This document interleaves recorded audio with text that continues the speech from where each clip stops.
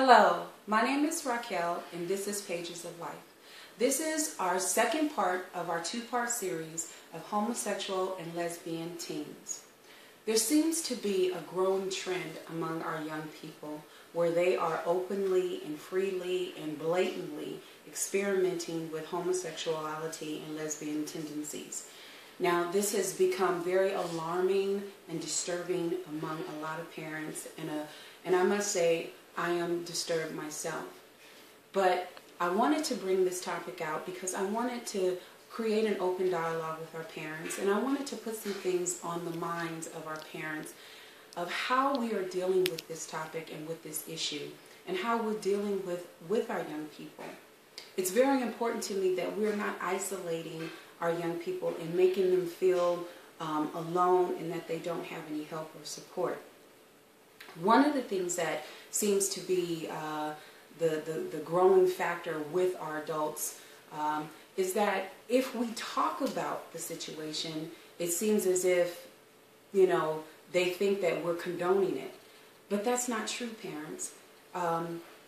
It also seems as if we don't talk about it, it seems like it's going to go away. Or if we ignore it, it's going to go away. And that's also not true. We have to talk about this issue. It's kind of like the elephant in the room. We see that there's an issue there, but we're kind of skirting around it, going around it, not acknowledging it. But it is an issue. There is something that's going on with our young people, and we need to talk about it. One of the worst things that a parent can do to a child is to make them feel as if they cannot come to their parent and talk to them about what's going on with them. Now, I know a lot of parents, we will tell our children, you can come to me and talk to me about anything. I don't care what it is. Come to me and talk to me. I got your back. I'm going to support you. But the reality of it is, a lot of times, young people won't, because they tend to have this feeling, well, I know my mother or I know my father and I know how they feel about a certain situation or a topic, so they think that the parent is going to be angry, so they won't go and talk to them.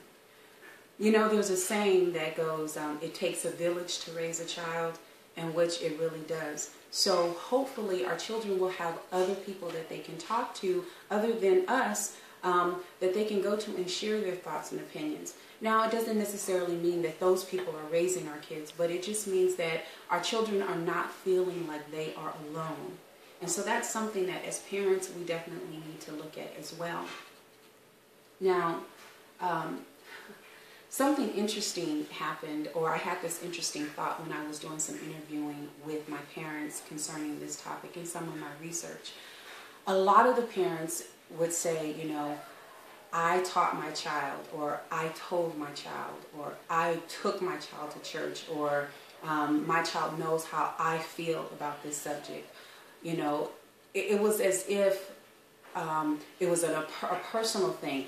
I, as the parent, this is what they're saying, I this and I that. And for some reason, it seems as if because the child is a homosexual or a child is a lesbian, that the parent is taking it personal, like it's a personal attack against them. Well, everything that I did, and now you turn out this way. There's some confusion in the land here, people, because now it seems as if you're making it about you. You're making it all about you when it's not about you. You're taking it personal and making it about you when it's not. It's about that child. It's about what that child is going through.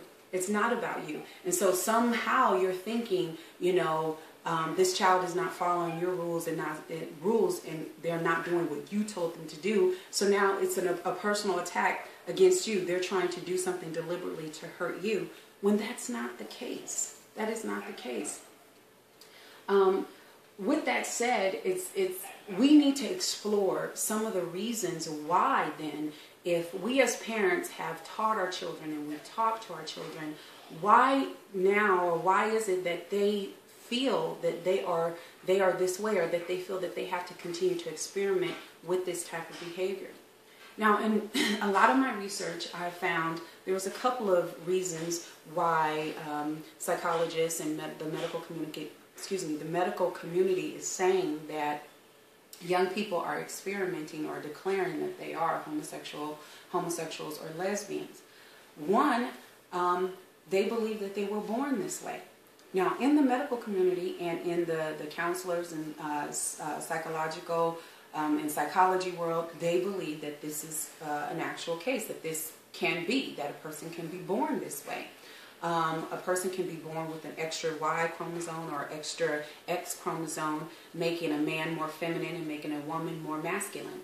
But here's the thing, people. Just because a woman may be more masculine does not mean that she wants another woman. Or that a man may be more feminine doesn't mean that he wants another man. That's not really the case. It's a mind thing.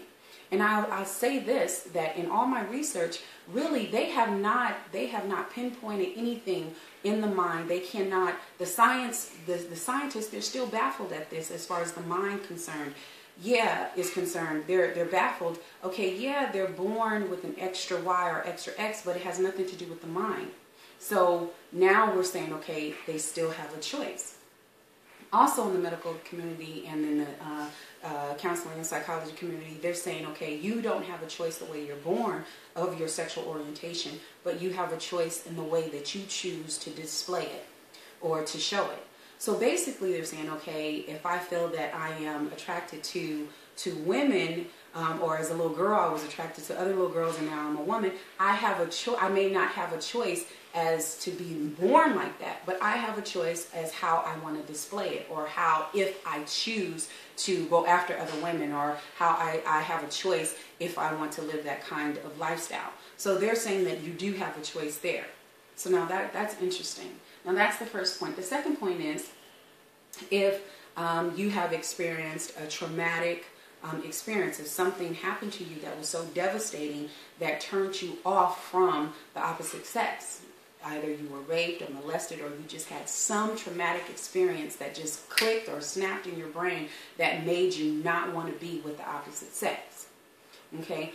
Also, if your first sexual encounter was with the same sex, and somehow it was so profound that you feel or you felt that this was the right thing for you to do, this is the right way for you to be. Now, as Christians, we believe that this is a demonic spirit, that this is totally against the will of God. It goes against creation. It goes against God altogether, because God created male and female. And He created those opposites because He wanted them to procreate. And so two men cannot procreate and two females can't procreate. So you're kind of anti-life, if you will, if you are that way.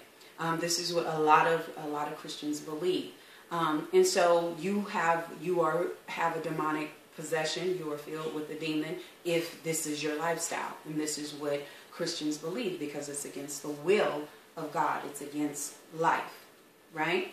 Okay. Now, my thought process concerning this is, it's really important that as parents, we don't isolate our children, but we teach our children and we support our children. We may not support that behavior, and please understand what I'm saying. I'm not saying that you support that behavior, but I am saying that you do not isolate them and make them feel like they are alone and that they are by themselves. That's what I mean by when I say support. So you have to stop and think for a minute. If I've taught my child all of these things, okay, and they are still declaring that this is where they are, okay, and we're talking about young people. Young people, their minds will change over time. But what happens when their mind doesn't change over time? I'm saying that this may be a great opportunity for you to get your children some help. You may need to go and have that child see a counselor or a psychologist or a psychiatrist. You need to sit down with them and go through this process together. If you love your child, don't excommunicate them. And I'm really big on this, because the spirit of suicide is running rampant with our young people. Now, for a person to commit suicide, they have to really feel hopeless and helpless, that there is no one there. And as a parent, you don't ever want to make your child feel that way. Now, you can express, okay, I'm not for this, I'm against this, but guess what? I feel like there's a problem, so we're going to go and explore this problem. We're going to go and get help. And that's what I'm saying to my parents out there. Don't isolate your children. Also, with that said, you cannot understand your child without talking to your child. Okay? As a parent, I know that a lot of times we say, these are my rules, this is how it's going to go in my house. That's fine. But in order for me to understand how my child is feeling and what my child is thinking, guess what I have to do? I have to be quiet and I have to let my child talk. I have to let my child express to me what their thoughts are and what their feelings are. Not bark out my feelings and my anger and fuss with them. I can't hear if I'm fussing and I'm yelling. I can't understand if I'm talking and not allowing them to talk. I have to let them talk to me. Okay? And so I want to say this. I want to admonish to all of my parents. You know what?